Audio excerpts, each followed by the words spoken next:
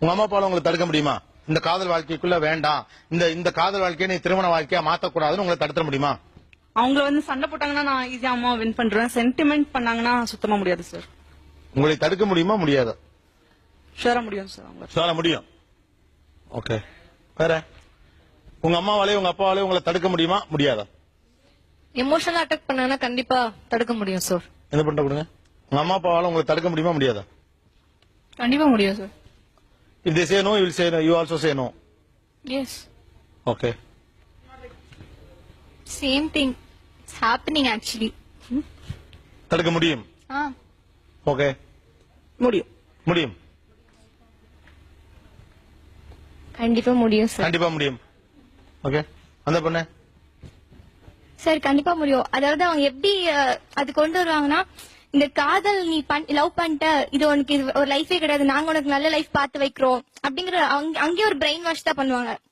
உங்க அம்மா அப்பால உங்களை தடுக்க முடியுமா? காதல் வாழ்க்கையை திருமண வாழ்க்கைக்கு போக விடாம. கண்டிப்பா முடியும் சார்.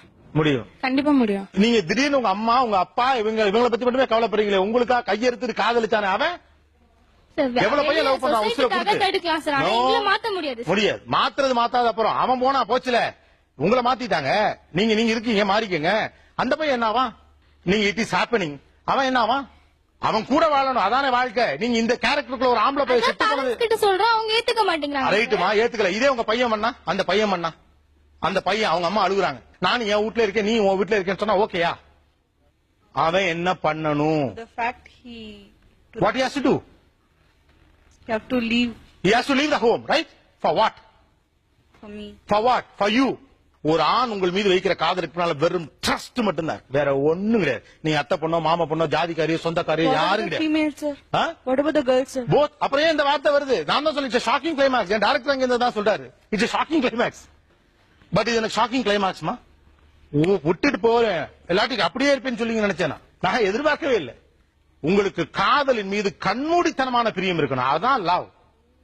அது ஒரு காட்டாறு போல பிச்சுக்கிட்டு போகணும், தட்ஸ் லவ். அப்படி ஒரு லவ் இல்லாதவங்களை உங்களை கன்வின்ஸ்